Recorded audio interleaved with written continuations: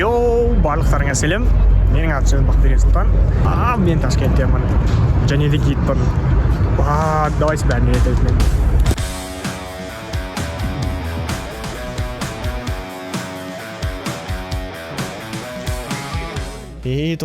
Тоқта. Сен блогер едің ғой, қайдағы гид деп сұрамастан бұрын әңгімені мына нәрседен бастағым келеді. Менің Елдос деген досым бар. Бұл жігіт біраз жыл бойы турлидер болып адамдарды саяхатқа алып шығады. Күндердің бір күнінде ол маған: Сұлтан, сенің қолыңнан келетініне сенемін, гид болуға жүрсе компания бәрін үйретеді деген ұсыныс жасаған болатын. Саламнан 45 шақырым алыс авантюраға ойланбастан келістім. Ал бұл видео Ташкент қаласынан Наурыз мейрамы кезінде шыққан турларым жайында болады. Жыл шаһарда бірінші рет болмасам да, видеода барлығын алғашқы рет көріп тұрған секілді таныстырамын.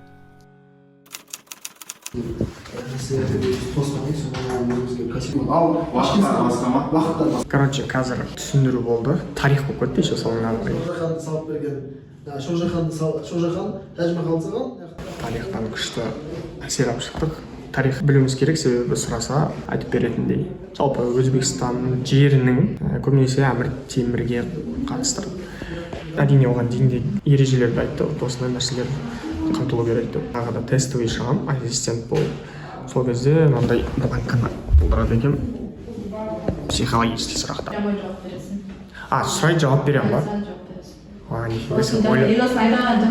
Ойланып оқытпайды екен ба? Йоу, тағы да барлықтарыңа сәлем. Мен қазір тур жайында информация алып жатырмын. Өте көп информация алдым бүгінге. Менің туристерім орыс группасы болған. Және де Алматыдан. Мен Алматыдағы барып, ол жақтан оларды алып бері қайтпас жерге алып келіп, точнее границаға алып келіп. И ары қарай 2 күн бойы Ташкентке алып жүруім керек екен. Сәл мен жарылып жатырмын. Қалай істеймін деген оймен ше. Осы кезде сұраулар мүмкін. Ё-моё, сен уайымдамайсың ба деп ше. Офигеть как уайымдаймын бар ғой. Бірінші рет шығайын деп тұрмын, и сразу қиын путь. Одновременно и уайым да бар, и одновременно қызығушылық бар. Қалай істеймін деген.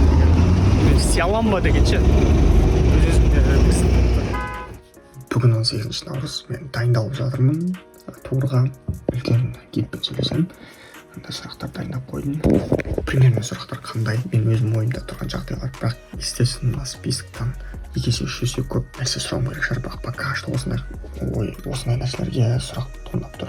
Но бір момент мен мереке ғой 20-24 аралығы. Сол уақыттарда басқа да шақырып жатқан жерлер бар, достар, курстастар, бәрі қалайын деп тұр. Сондай момент гидтардың общий чаты бар. Сол жерге мынандай кеңестер береді, туристерге ескертіңдер дейді. Индарын тексеріп, өте алмайды, анау сондай моменттер. Одан бөлек банк алып шығындар дейді, жауын дождевик алып шығындар. Мен өзім турист болайын деп тұрмын, анам бар ем осындай алу керек екен деп өзіме подмечать етіп жатырмын. Хотя оны туристерге ескертуім керек. Қазір аэропорттамыз, туристерді қарсы алып алды, 48 адам. Боламыз. Және қазір сіздерге біз бейджик тарататын боламыз.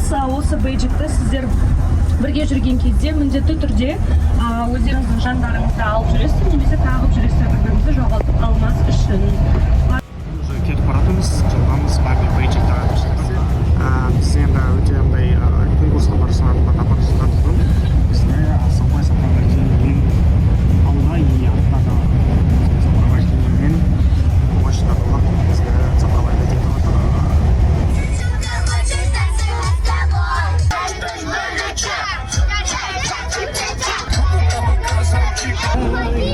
Будете петь еще? Мемлекеттен ақша ауыстыруды маған тапсырды, ауыстырып алдым. Кейін суммасын кейдерге айтамын, өткеннен кейін. Мұнда қазір біздің каналдарына ақ кепкалармен кетіп тұрды. Қазір енді түсіруге болмайды. Сим-картаны қосып жатырмын. Тариф 50 мың сом тұрады, 2,5 теңге. Маған бір күнде, 4 күнде мақұл. Думаю, нормально. Когда он отправил в Эрмитаж, эксперты подтвердили, что это подлинный Коран, который относится к 7 веку. И написано, что он написан на первом шлифе арабского языка. Язычный Коран стран Так, келетін жерге келдік. Біз қазаққа телебашня фонында қазір ауызы белгілерімізді бәрі бет болады. Ал ауызы белгілерге с собой кешкісіне алып кетеді. Вот легендарный қазан. Бес қазан дейді, бірақ бұл жерде бес емес. Одан көп точно. Нысанау бәрі ағашта пісіріледі екен. Тура мейрам болады ғой. Үйде ауызша немесе ұзақ. Короче, үйде болатын мейрам бар ғой. Сол жерде ағаны алып, өзің жарып палау істейсің ғой. Тура сол секілді. Иіс сондай, атмосфера сондай күшті. Такой нежданный переход. Бешқазаннан шығып, отельге келдік. Бұндай отель. Отельдің аты Макан деп аталады. Бұндай такой семейный отель сияқты. Бұндай бассейн, блин, қазір не наполнен, но такой уютный сияқты, ша. Бөлмелер такой сәл кішілеу, қазір киндер рум-тур көрсем, қазір басқалап жайғастырып шығуым керек. Короче, краткий мини-рум-тур, потому что уже уақыт мен ештеңе беріп жатқан жоқпын. Мына жерден кіресің, сразу кровать, мына жерде душ. Короче, отель өте новый. Душ, унитаз, шашық, раковина, мен наборлар вроде почти бәрі бар, бірақ құлақ тазалайтын таппадым. Бұл керек па негізі? Ну ладно. Телек и қараңдар. Новый, короче. Әлі пленкасынан шешілмеген. Одан бөлек мен айтайын сендерге. Пульті пленкасынан шешілмеген. Батарейкасы жоқ. Қоймаған. Батарейкасы әлі пленкасынан шешілмеген. В общем, новый отель. Прикольно. Бірақ маған ұшып кету керек. Демалып үлгермедім.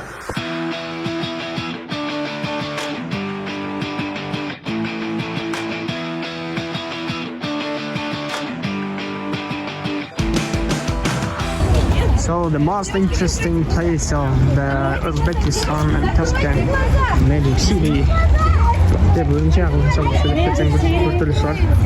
And magic we are. Энергия қымады деп айтуға болмайды. Күшті болып тұр деп өтірік айтып қойсам болады. Офигеть, шашадым ақпарым, тамақ ішуге, су ішкім келіп жатыр.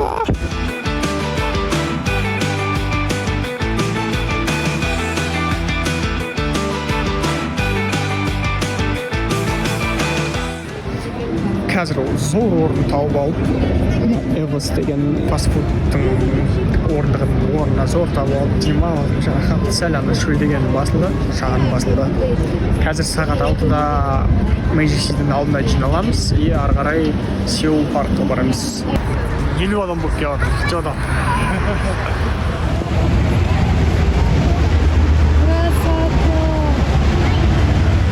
Ташкентте болғандарын білетін шығар, бір жерде Сеул Мун деп аталады. Қазір светтер жағылады, әдем болады, ауызашар болады, ең күткен нәрсе. Наконец-то жеттім. Ну, сейчас я спойдем видео түсіремін вес осы көрді. Снайп. Бақат, айта алмайым бұл ощущениен ше. Су ішкеннен кейін осы өмірдің краскасы пайда болатындай ше. Осы уақытқа шейін бәрі такой серый или бледноцветный болып тұрады. И су ішесің такой. Су ішкеннен бастап, аузыңнан бастап. Такой разноцветный бәрі. Түсіне еретінен көреді ше. Апарихелі мына Magic City. Еще зор, когда уже ауызға шыққаннан кейін сәл энергияң бар. Эй, егер осындай полувлоговый, полугидовый форматында лайк басып беріңдер. Қолдан әртүрлі форматтарды көремін. Осы біреу такой смешанный, максимально әдемі, қызық монтировать етуге тырысам. Рахмет.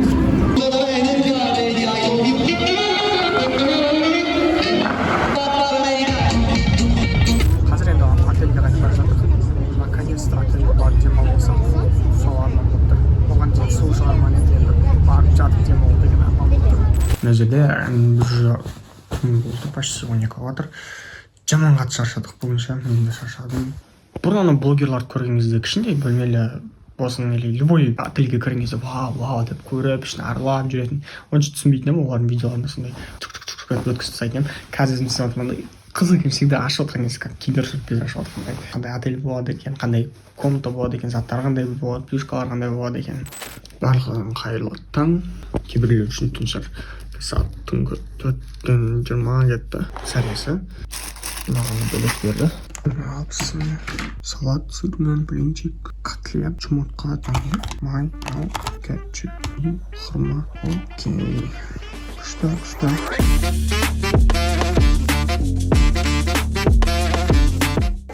Йоу, қайырлы таң, 21-і. Бізде бүгінгі күнге бірінші локация Хаст имам мешіті жерде Усман халифтің жазған Құран кәрімі жатыр.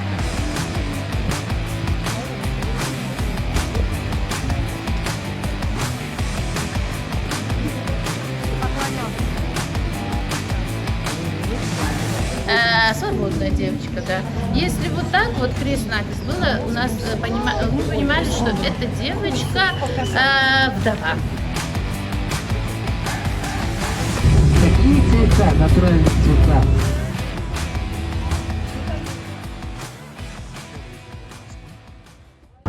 Қазір обедтен үйге мынандай жерге келдік. Мынау Әмір Темір музейі. И соған қарама-қарсы мынандай күшті стильде, сыртта күшті стильде салған үй. И жерде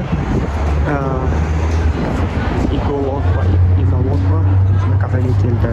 Бірақ ішімдік сатады екен ішінде. Мен еще намаз оқитын жер бар ма деп сұрап жүрмін. Алмай жатырмын. Осы нәрсеге сәл көңілім қалды, шынымды айтайын. Кафелерде, ресторандарда хотя бы бір бөлме болса, анықтаса болады. Жоқ. Хотя бы самый религиозный қалалардың бірі. Или мен, может, көп нәрсе Кема қараңдар, күшті нәрсе таптым. Полицейский машина, өзбекстандық. Китайский бренд. Қандай бренд, мен білмеймін. Қалай оқиды? Полицейский машиналарында да қытайский машина.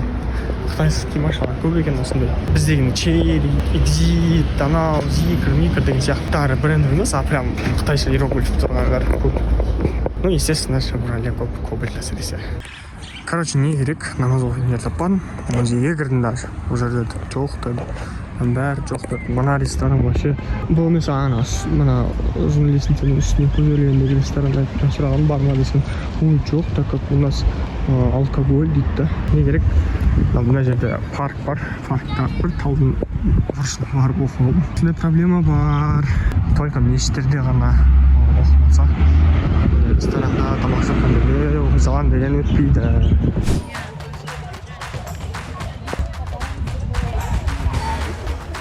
Өзбекска деп атайды. Отель Өзбекстанға кірдік.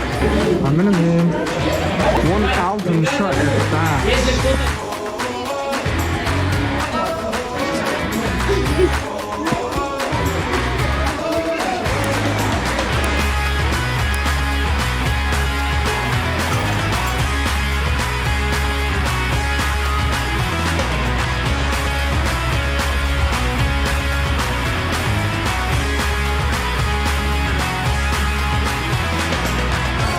Наурыз парк дейінде, өзбекше айтылғанда Навроз паркта жүрмін. Бүгін 21-і, жерде Наурыздың бірінші күні аталып өтіп жатыр. Ең адам көп жиналған жерлер парктердің бірі осы. Және де тағы да бір айта кететін нәрсе, жерде қазір ораза күн болғанына да қарамастан адамдар жиналады. Неше түрлі Наурыздың тамақтары, ұлттық тағамдар дайындалып жатыр, от желініп жатыр. Өткен жылдағындай да ораза уақытысында болатын Наурыз қалай болады екен? Бірақ бұл Қазақстан емес, Өзбекстан.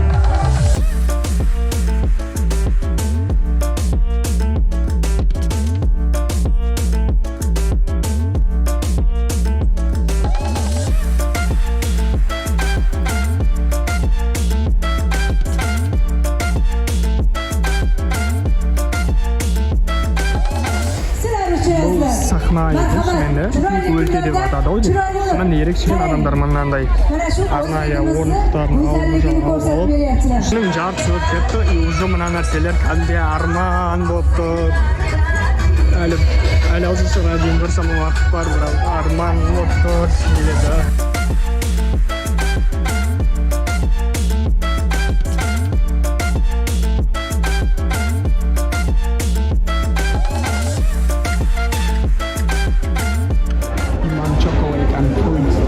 Ішіне өте кофенің иісі шығады. Шоколадтарын неше түрлі неше түрлі шоколадта мынандай нәрселер бар таңдап. Мынау мен деп білмеймін, айтайын десем сіздерге, мынау мынандай деп ше. Паста фисташки дейді. Білмеймін кім жейді оны, қандай екенін, бірақ просто неше түрлі нәрселер бар. Неге жұмысы ондайлар жоқ Қазақстанда. Бұнда көрмеппін. Қараңдаршы, шоколадный слой. Жегім келіп тұрған майдамай болмаған.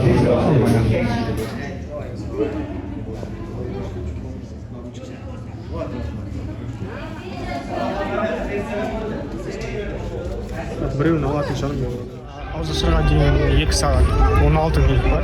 Паркта отқандай тағы да бір отыратын жер тауып алмасам, өзі сәлі шөлдеп, дәмдіге көзімді қыздырғаным бар енді. Орын іздеп жатсам, мұнда адамдар полиция дейді. Бесплатный аттракцион. Мынау үлкен матрас желмен үрлетін и қасықлады біреу төбеден секіреді мына жерге. Барса жоқ. Жарнамалаған емес, бірақ егер арзан, дау келіп нормально демалып қайтатын жерсіздер, реально Ташкентке келіп қыдыруға болады екен. Вау, күшті аттракцион таптым. Қазір опа.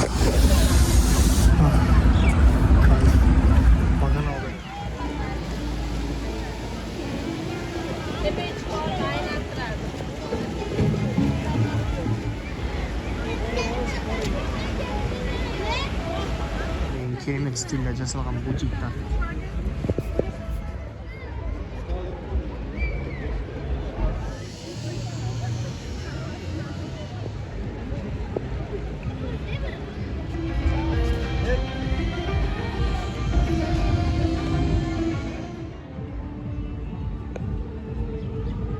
Опять со своей камерой дегендей.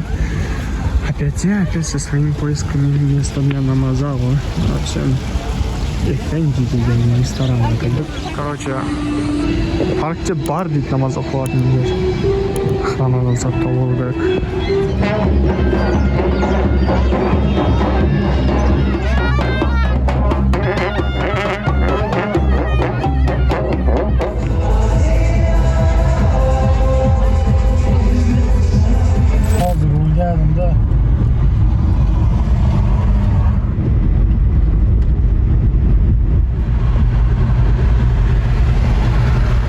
Кешкі асқан Марит деген кафеге келдік. Адам көп, енді ораза кез ғой. Қанамдар қойдайын дейді. Мен отыратын жер, именно жерде тұрып жатыр. Ерекше, аз қырғын нәрсе түсіріп тастағанмын до того, что памятім жетпей қалды. Мен қазір уже шекарадамын. Осымен 2 күндік тегін гид болғаным и тегін турист болғаным табылды. Енді құдай қаласа ертең Алматыға шығып, Алматыдан басқа туристерді алып қайтып келемін. И мен уже Шымкенттен үйге қайтайын деп жатырмын. Ертең сәресінше салып, прям 5:30-6:00 шығатын болды. Йоу, видеоны егер осы жерге дейін көрген болсаң, саған үлкен рахмет. Видео өте ұзақ болып кеткендіктен 2 бөлікке бөлуге тура келіп тұр. Құдай қаласа 2-ші бөлігін көп күттірмей арнаға жариялаймын. Ал бүгінге осы, рахмет видеоны соңына дейін көргенің үшін. Каналға жазылып, лайк басып, видеоларға коммент жазып кет.